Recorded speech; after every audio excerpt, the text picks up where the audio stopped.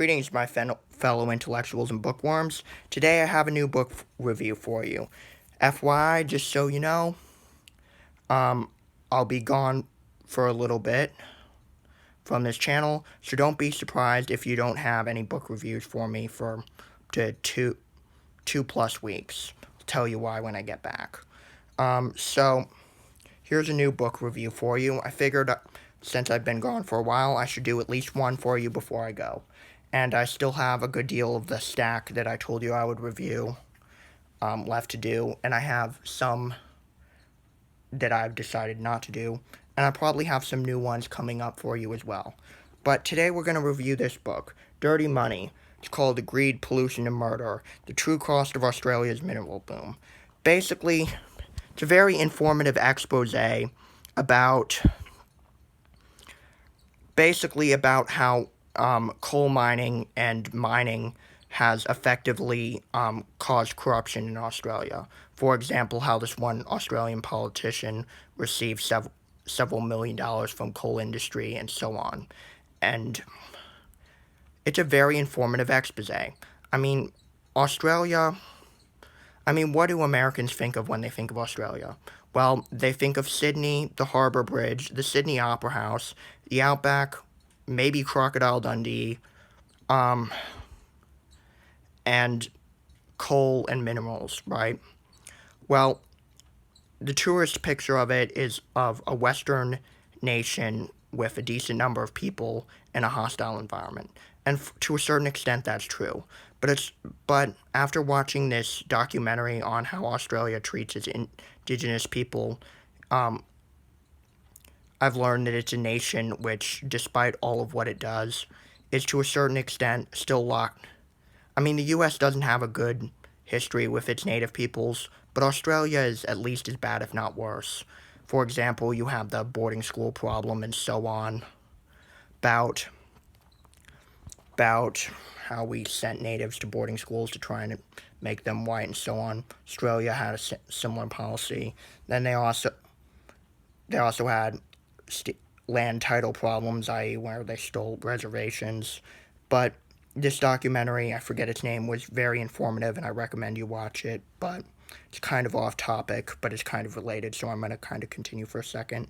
And they have this disease that's common in third world countries. It's caused by some sort of parasitic worm, and it causes eye problems. And it's notable because no other first world countries have it. So it kind of made me reconsider ever wanting to visit Australia.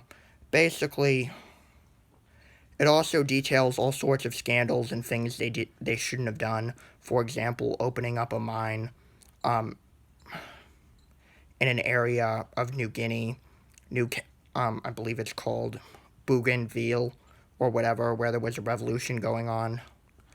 They wanted to open up a gold mine, and it caused all sorts of problems. Oil pipeline which leaked, corrupt payoffs to regulators and so on, evading the food for, getting Iraq's oil through the UN Food for Oil program and then stealing it and selling it.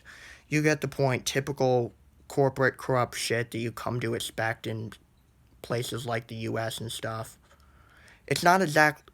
The thing is, none of this is illegal, but it's not, which is a sad part, but it's not, and it might be legal, but it's unethical as hell and shady as shit.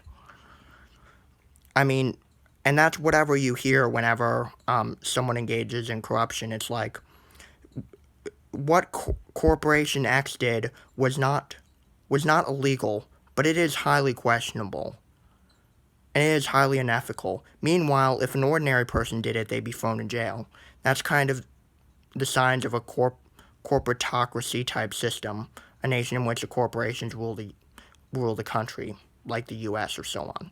But that's beside the point.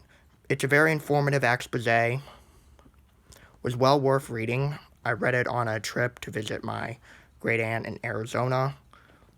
It was really great. Also dealt how all sorts of stuff like that. Got it at a library book sale for $1, which is dirt cheap, and I recommend you buy it. So I'm going to give it 5 stars out of 5 stars because it was really good. So go down to your local Barnes & Noble, Amazon, used bookstore, library book sale, and purchase it because that's what I recommend. So this is Sean Hartnett saying like, comment, and subscribe if you have not done so. I will make a new video as soon as I can for you. Alright, bye.